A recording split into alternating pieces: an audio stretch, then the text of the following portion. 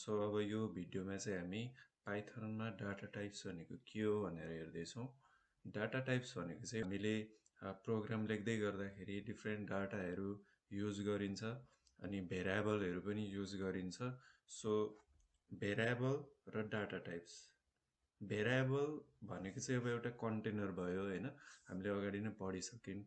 So अब त्यो कन्टेनरभित्र data types चाहिँ कसरी आउँछ भन्दा त्यो भेरिएबल एउटा कन्टेनर भयो, त्यो कन्टेनरभित्र चाहिँ कस्तो खालको डाटा चाहिँ हामीले स्टोर गरेर राख्ने त हैन, किनभने हामीले अगाडि पढेको कुरामा चाहिँ के थियो भन्दा भेरिएबल भनेको चाहिँ एउटा कन्टेनर हो। एउटा कन्टेनर भयो, जस्तै एज भन्ने चाहिँ एउटा भेरिएबलको नाम भयो हैन। अब यो भेरिएबलमा चाहिँ कस्तो खालको डाटा बस्छ, कस्तो खालको डाटा राख्छौँ त हामी हैन, त्यो कुराहरू डिफाइन गर्नको लागि चाहिँ हामीलाई पाइथनमा एउटा कन्सेप्ट पढ्नुपर्छ जुन चाहिँ हो डाटा टाइप्स भनेर। जस्तै एज मैले 17 हाल्दै भने अब यो 17 चाहिँ कस्तो खालको डाटा टाइप्स भयो हैन, त्यो कुराहरू पनि जान्न जरुरी छ। सो आजको भिडियोमा चाहिँ हामी त्यही कुराहरूलाई हेर्छौँ। So थोरै थ्योरीहरू यहाँनिर data types in Python. Data types tells the computer what kind of data we are using in our program. मैले मेरो प्रोग्राममा चाहिँ कस्तो खालको डाटाहरू चाहिँ युज गरिरहेको छु। Data can be like a number, एउटा नम्बर हुनसक्छ, कोड हुनसक्छ एउटा हैन, एउटा सेन्टेन्स हुनसक्छ, अथवा ट्रु अर फल्स हुनसक्छ है त।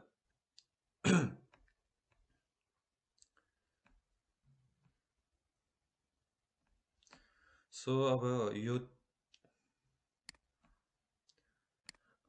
यहाँ थोरै थ्योरी छ, यो थ्योरी पनि हेरौँ। थ्योरीमा चाहिँ के भनेको छ, data types in Python. So data types tells the computer what kind of data we are using in our program, like a number, a word or true or falls.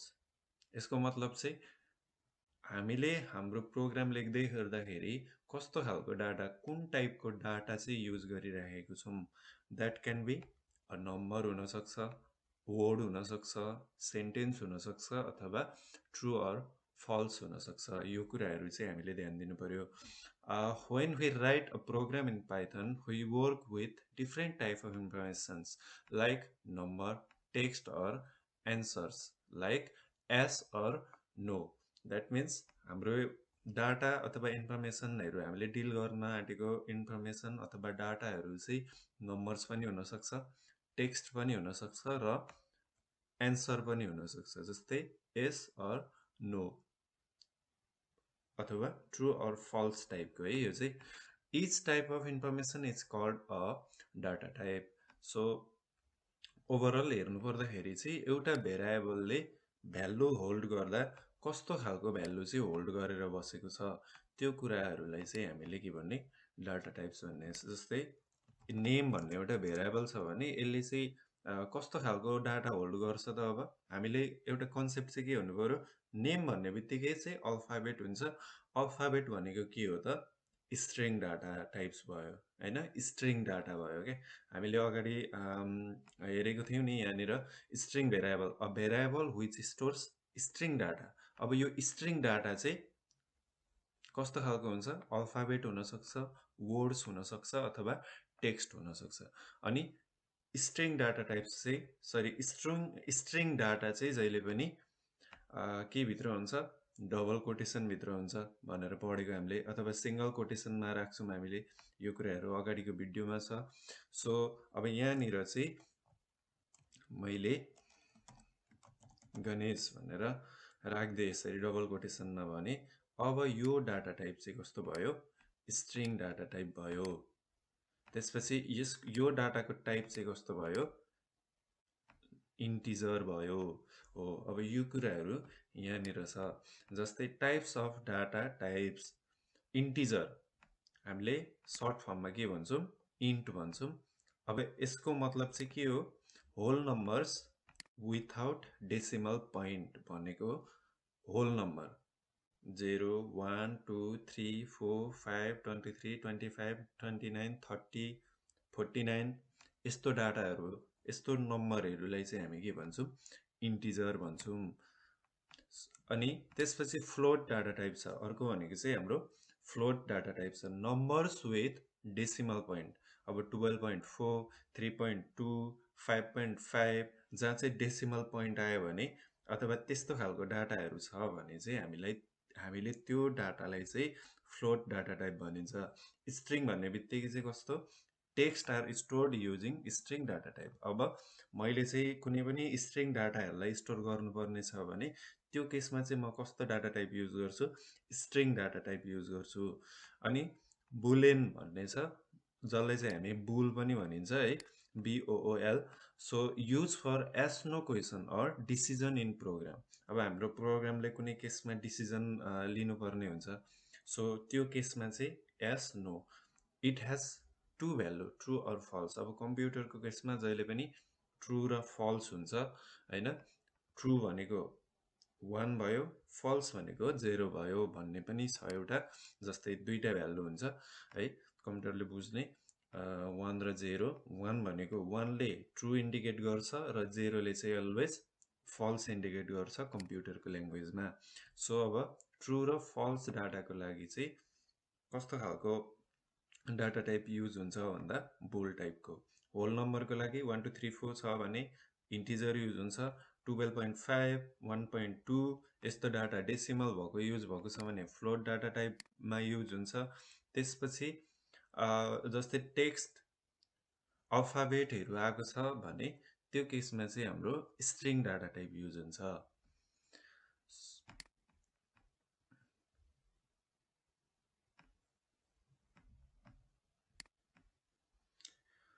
So अब यो कुराहरू छ।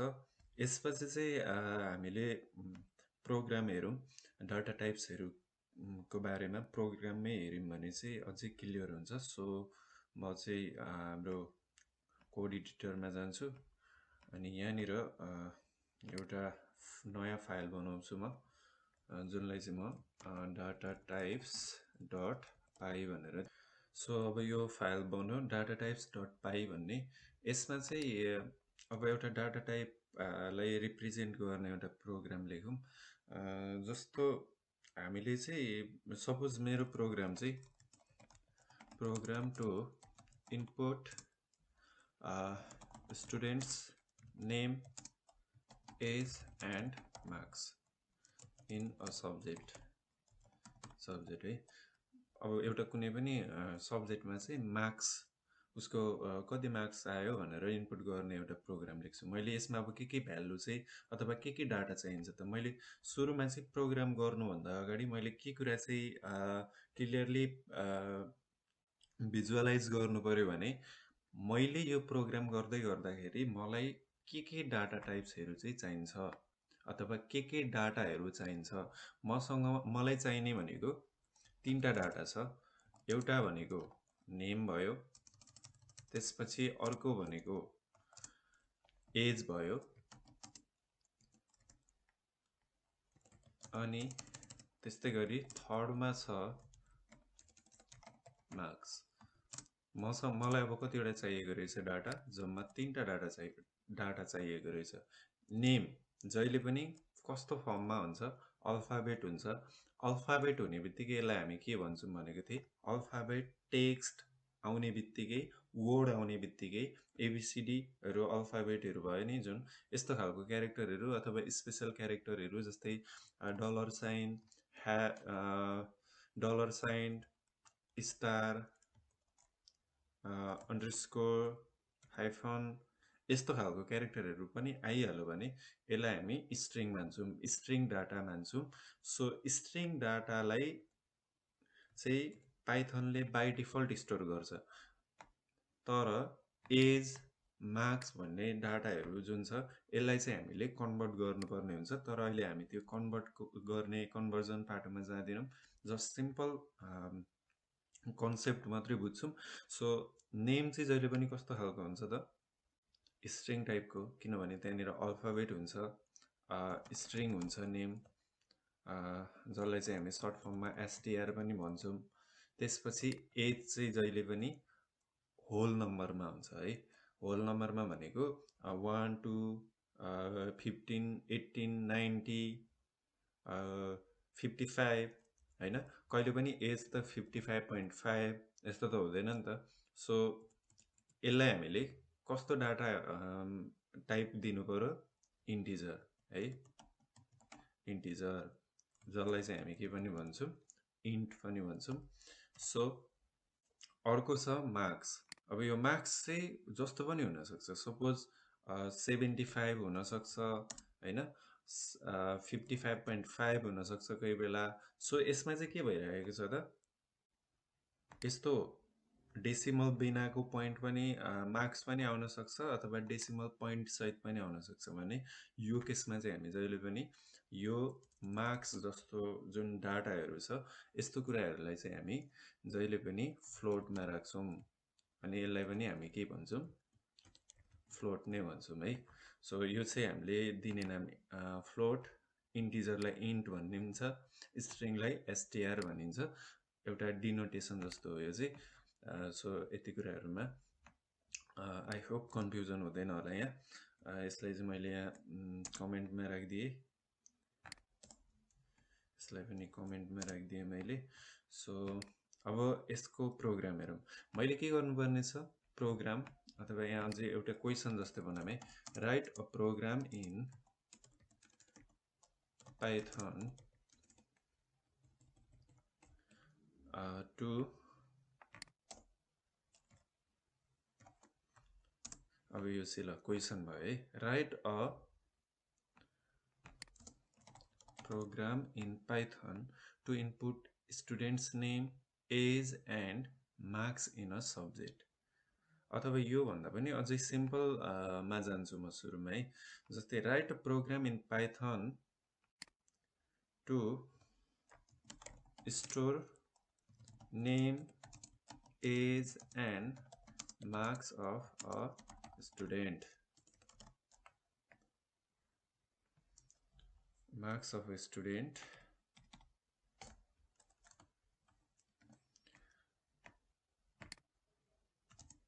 and display them। अब यो प्रोग्रामलाई हामीले चाहिँ हेर्दाखेरि यहाँनिर हाम्रो रिक्वायरमेन्ट के छ त, युजरको नेम स्टोर गर्नुपर्ने छ, त्यसपछि एज स्टोर गर्नुपर्ने छ, अनि मार्क्स, स्टुडेन्टको एउटा कुनै सब्जेक्टको मार्क्स चाहिँ स्टोर गर्नुपर्ने छ। अब स्टोर गर्ने काम चाहिँ कहाँ हुन्छ, हामीले के भनेको थियौँ, जहिले पनि भेरिएबल युज हुन्छ हैन। सो स्टोर गर्नको लागि म के युज गर्छु, अब यहाँ भेरिएबल युज गर्छु है। सपोज नेमको लागि नेम इज इक्वल टु, ल सपोज नेम चाहिँ गणेश छ, स्टुडेन्टको नाम गणेश भयो। त्यसपछि एज, उसको एज चाहिँ सपोज 14 इयर्स छ। त्यसपछि मार्क्स चाहिँ उसले कति ल्यायो, 52 ल्यायो है, अथवा ल 52.5 ल्यायो अरे एउटा कुनै सब्जेक्टमा। अब मैले यहाँ के गरेँ, यो तीनटा लाइनमा स्टुडेन्टको नेम, स्टुडेन्टको एज र स्टुडेन्टको मार्क्सलाई स्टोर गरेको छु। तीनटा भेरिएबल डिफाइन गरेँ मैले। यो एउटा भेरिएबल भयो नेम भन्ने, एज भन्ने अर्को भेरिएबल भयो र मार्क्स भन्ने अर्को भेरिएबल। जम्मा यहाँ हामीसँग कतिवटा भेरिएबल छन्, तीनटा भेरिएबल छन्। सो तीनटा भेरिएबल छन् भने त्यो भेरिएबलमा होल्ड भएको भ्यालु पनि कतिवटा छन्, एउटा, दुईटा अनि तीनटा। द्याट मिन्स 3 भेरिएबल्स र 3 भ्यालु। अब यो भ्यालुहरू चाहिँ कस्तो कस्तो खालको हो त हैन, डबल कोटेसन भित्र छ, अल्फाबेट भित्र छ। द्याट मिन्स यो चाहिँ कस्तो खालको भेरिएबल, सरी डाटा हो, स्ट्रिङ डाटा हो। अब यसको टाइप के हो, यसको टाइप चाहिँ के हो, स्ट्रिङ डाटा टाइप, यसलाई चाहिँ। अब यो भनेको कस्तो डाटा हो, इन्टिजर, हामी के पनि भन्छौँ यसलाई, इन्ट पनि भन्छौँ, इन्टिजर डाटा अथवा यसलाई इन्टिजर डाटा भनेर राख्दिउँ। अब यसको टाइप कस्तो हो त, टाइप चाहिँ कस्तो हो int type or integer type किन भन्दा यो भेरिएबलमा होल नम्बर वाला डाटा स्टोर भएको छ 14 भनेको एउटा होल नम्बर भयो विथआउट डेसिमल पोइन्ट भयो so this is called integer अब यसमा चाहिँ पोइन्ट आएको छ डेसिमल आएको छ हैन अथवा डेसिमल हुने डाटालाई हामी कहाँ राख्छौं जहिले पनि फ्लोटमा राख्छौं सो टाइप चाहिँ के हो त यसको डाटा टाइप चाहिँ के हो यो डाटाको डाटा टाइप है त यो प्रोग्राममा एउटा डाटा युज भएको छ 52.5 अब यसको टाइप चाहिँ के हो यो कस्तो खालको डाटा हो फ्लोट टाइपको किनभने यसमा फ्लोट अथवा डेसिमल पोइन्ट चाहिँ युज भएको छ यति हो है कन्सेप्ट चाहिँ यसरी बुझ्नु पर्यो यो कुराहरुको